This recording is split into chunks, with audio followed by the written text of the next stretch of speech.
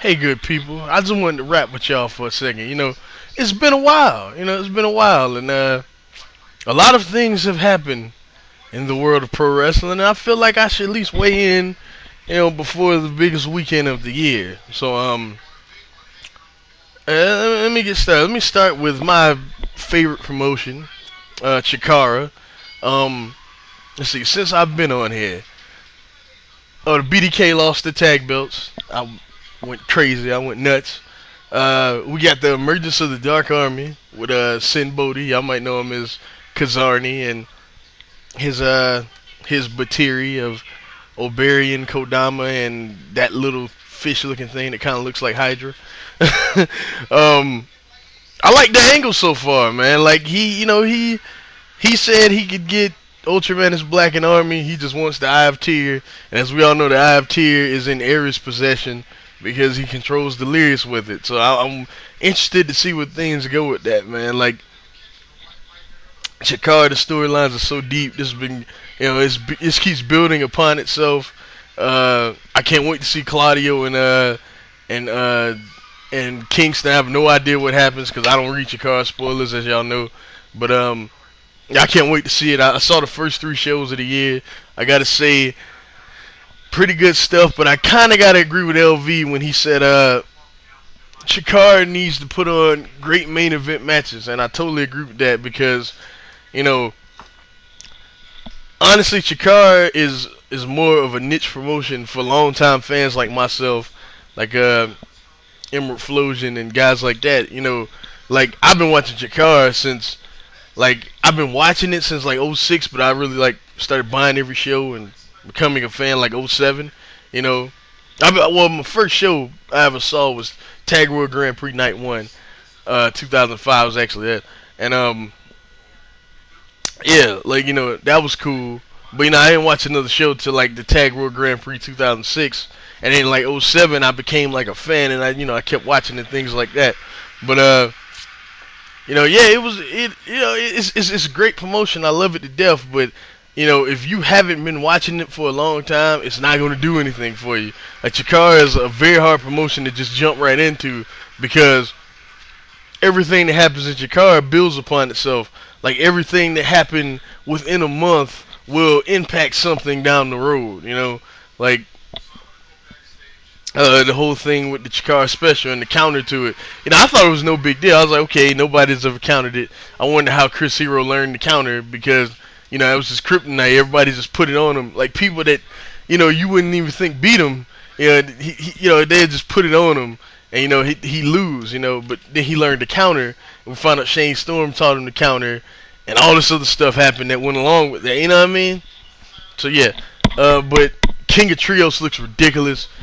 I ain't gonna run through all the teams, but the one team I am excited about seeing is the team with 1-2-3 Kid, Eric Cannon, and one of them dudes from the dude from I think it's Darren Corbin. Yeah, like I'm excited to see that team because Sean Waltman and Chikara is 1-2-3 Kid. That's beyond cool. And even like the lose, like when people lose, they're gonna be involved in other stuff. I think they're gonna do Rey de Voladores again. So yeah, if you know anything about the tournament, it's awesome. Especially with the names that are coming to Chikara for King of Trios, the possible matchups we could get in that. It's ridiculous, yo. It's ridiculous what we could possibly get in that tournament. But I'm very, very, very excited about King of Trios. Like I said, Chikara rocking, going strong, and I'm glad to see it. Okay, next I want to talk a little bit about PWG. I ain't gonna say much. The shows are pretty much what they are. The most stacked cards possible. And, exhibitions of some of the best indie talent around the U.S. My only problem with those shows is that it take too long to come out. Like, is Kurt WrestleMania 2 out? It might be. I don't know. I haven't looked, but that happened in January. And the last time I checked, which was like a couple weeks ago, it wasn't out.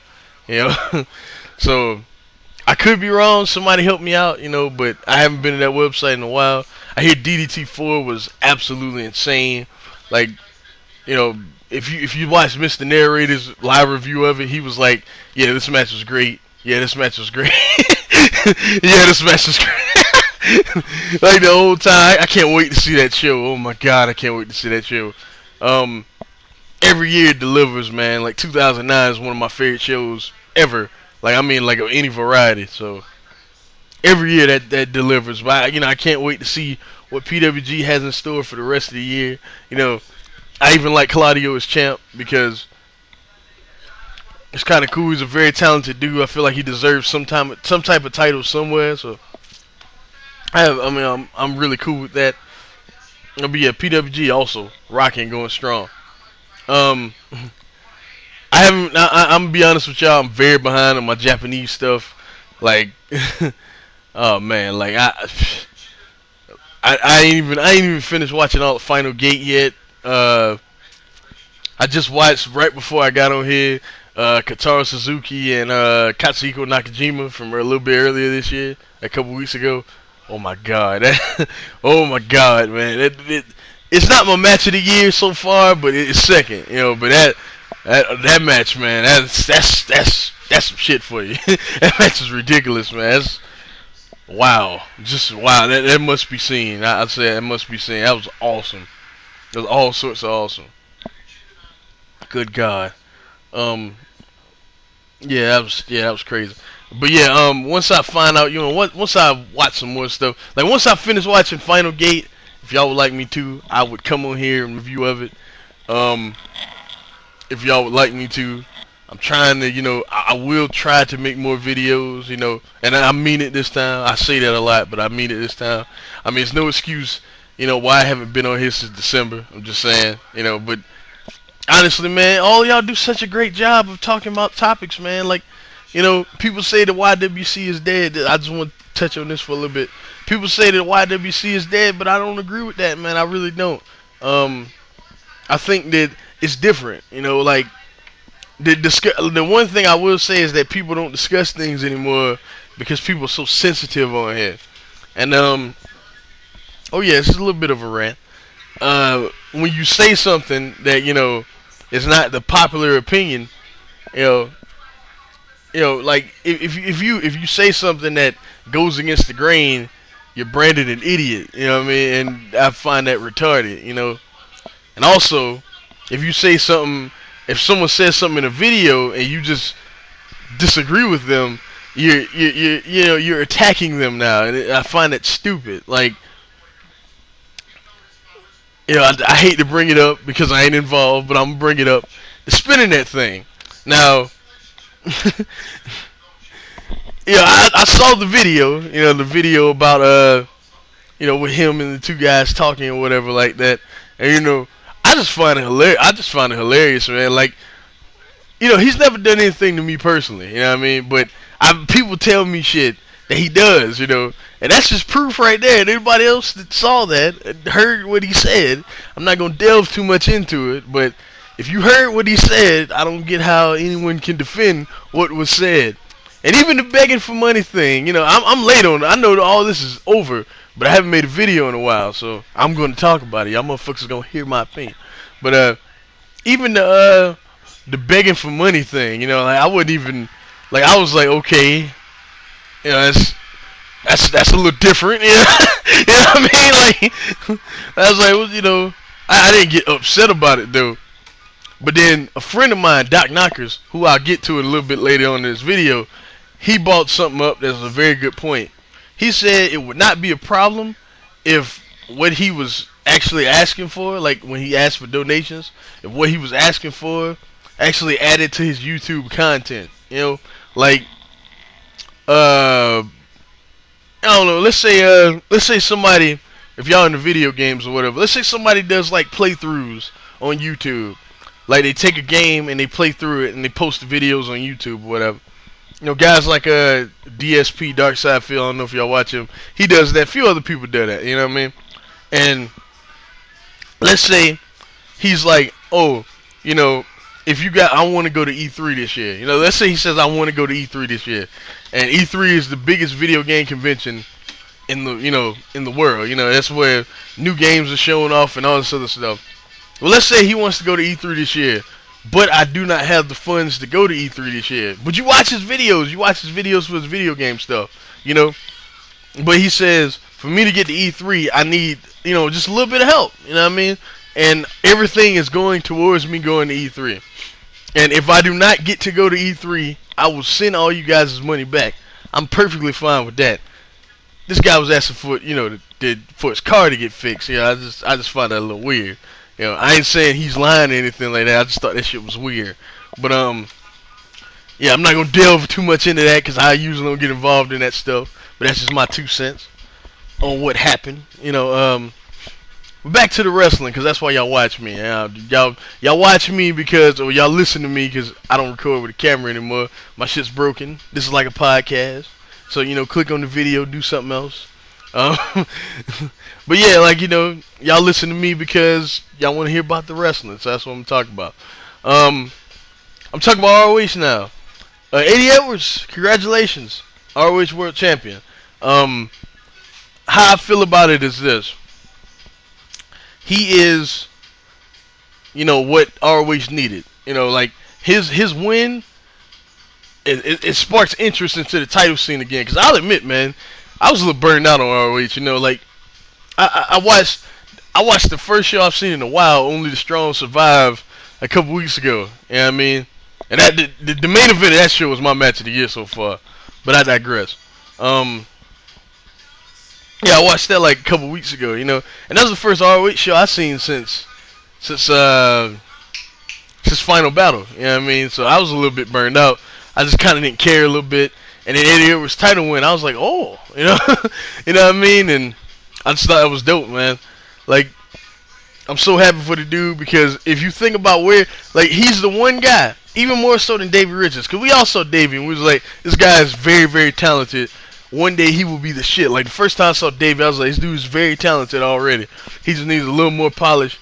And then one day, he will be the man on the independent scene. He will be the man that, everybody is like, this guy's next up. You know what I mean? He would be the guy. I saw Eddie Edwards, 2006. This guy had the fucking, y'all remember that when he had the fucking braids like the Brat, if y'all know that rapper? You know what I mean? And then he was, he just looked like a jobber. And I was like, okay, this guy, he's a good jobber. He's alright. He put some good matches where he jobs the people. Whatever. And then they did the thing with Sweet and Sour Inc. How he joined, and Davey Richards was there, and they put him together as a tag team. And then even at that time, I was like, why is Davey? Like I said, Davey's one of the next dudes up. Why is he tagging with this jobber? I can never look at this guy as anything more than a jobber. I was like, whatever. Eddie Edwards, whatever, fine. I give him a shot.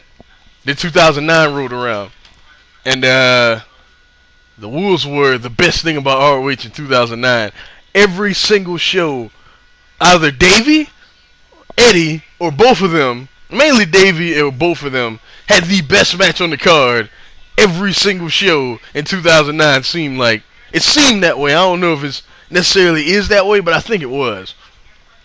Every single show in 2009, the Wolves or Davey had the best match on the show. And in 2009, at Glory by Honor, the Final Countdown, the last show of Bryan Danielson and Nigel McGuinness. If y'all ain't never seen that show, I fully recommend that show. But at that show, the show before, Davey fucked his arm up. His elbow or something like that. I don't remember. I mean, not Davey. Eddie. He messed his arm up. And he came out the next night, competed in the Ladder War. And if you've seen the first one, you know what I'm saying? You know how dangerous that match is. With one arm. And at that moment, he became one of the darlings of ROH. People was like, this dude's tough as nails.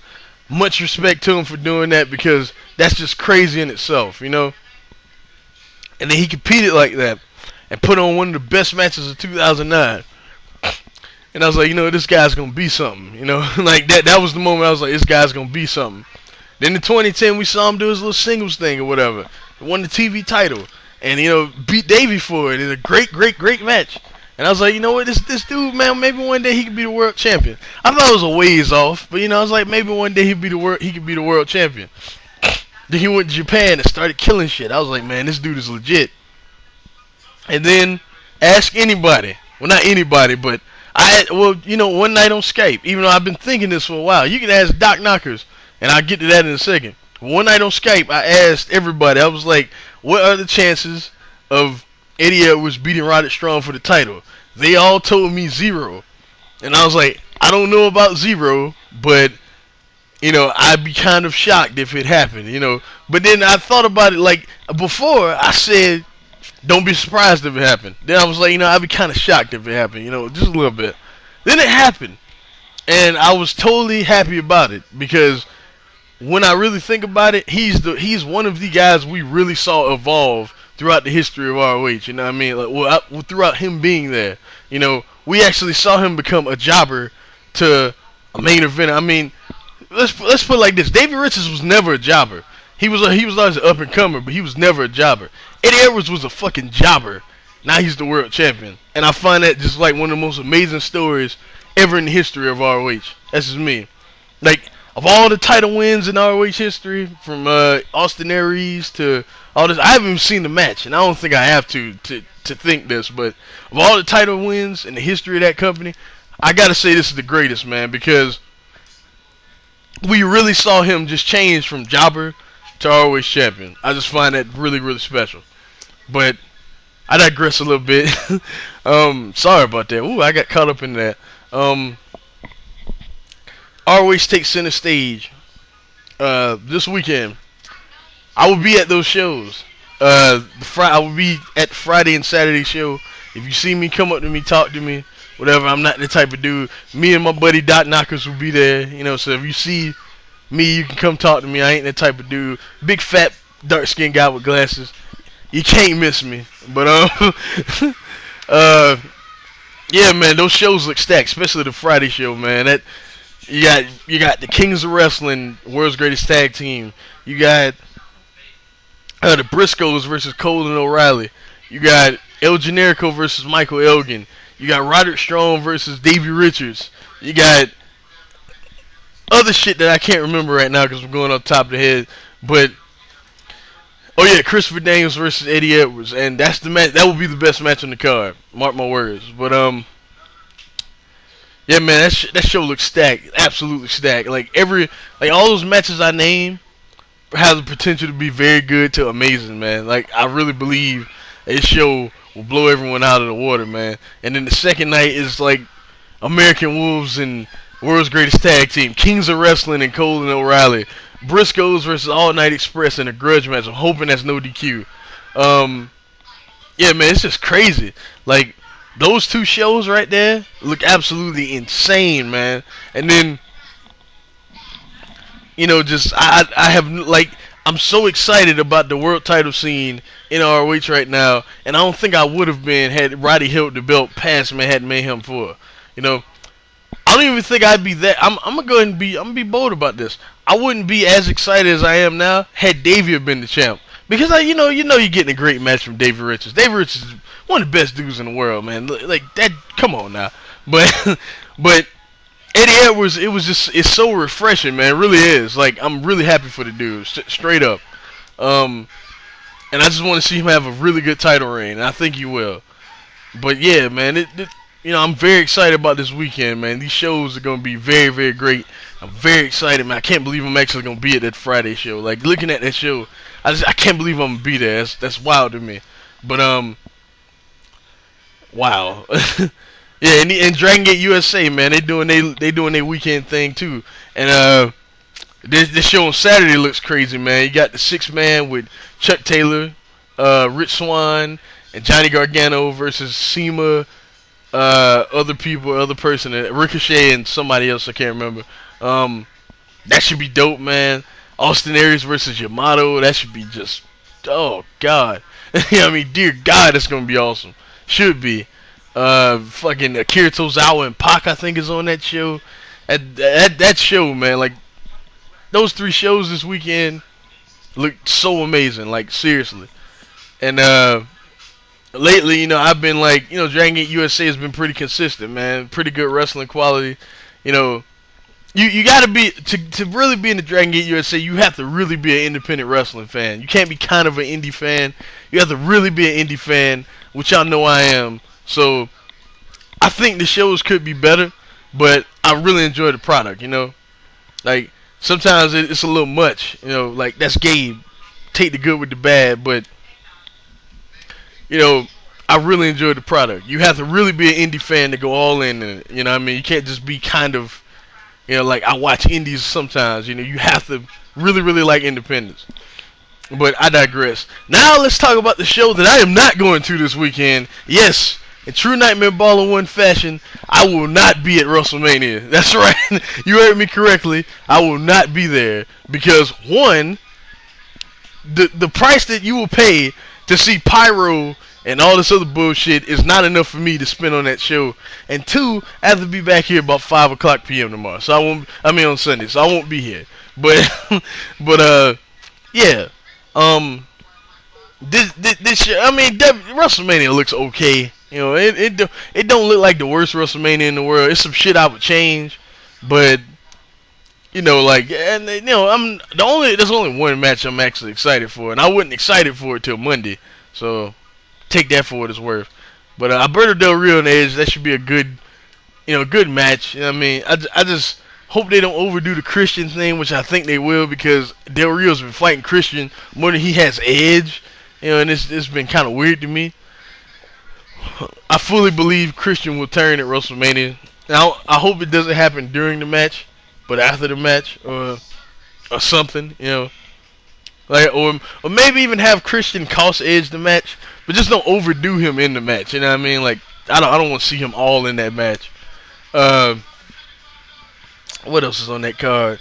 Bryan Danielson versus Sheamus for the WWE United States title. That should be cool, man. They have chemistry together. I'm tired of Danielson taking so many pins, though. Like, come on, WWE. I hope he wins, though. He better win after what happened on Monday. He better win, but whatever. What else is on that card? We got this Snooki and Trish Stratus and John Morrison versus Dolph Ziggler. What's the bitch's name? Layla and the one that Undertaker's having sex with. What's her name?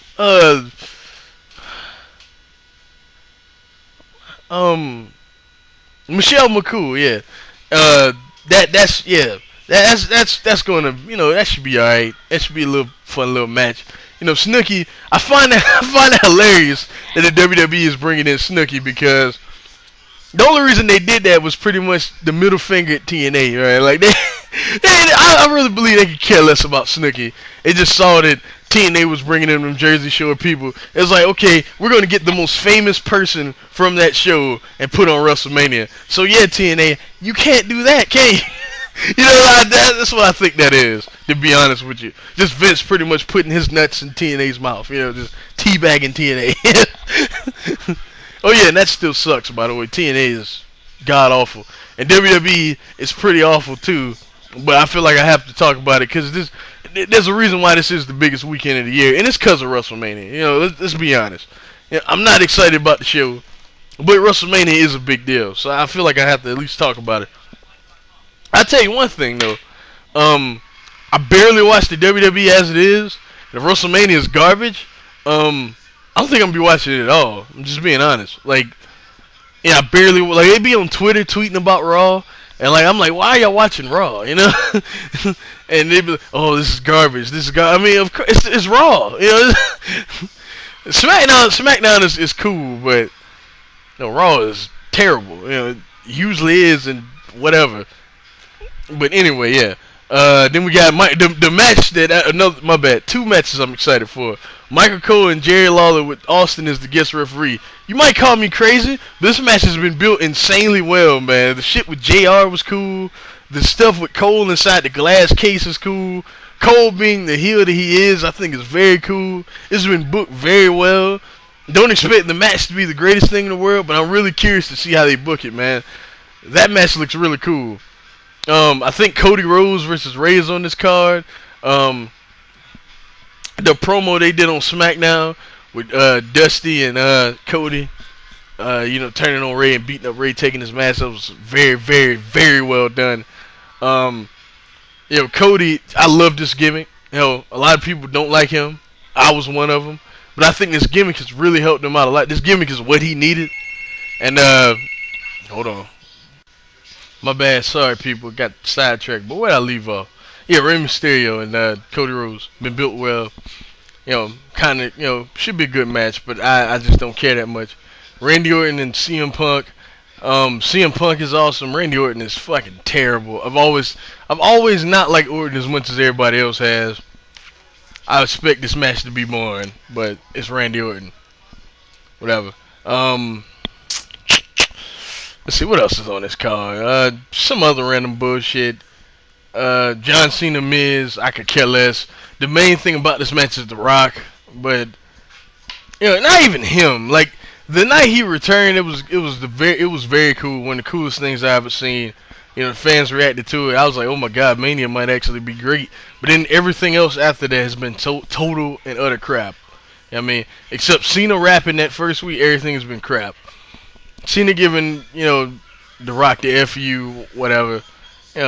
Whatever. It's not enough for me to care that much, And Undertaker and Triple H will be the best match on the card. Even though I did not care, I hate Triple H, y'all know this. But I didn't care about this match until the Shawn Michaels thing, the shit on Monday. That was very well done. Very, very well done. I actually marked out for that. Shawn went for the super kick, Taker grabbed the foot, went to choke slam him. Triple H, Shawn, tell Taker how I'm gonna beat him at WrestleMania. You know how he talk. Shawn just stood there and then just left. He's like, I'm sorry, but you can't win. That was so great. Oh no, WrestleMania, it's just I don't care enough. You know what I mean? This weekend should be very, very great though. I'm very excited about the 3 shows I will be attending. And and oh yeah, Dragon Gate running that morning show, man. Who's gonna be there? Gabe, come on now. But I'll holler at y'all later, man. Take care.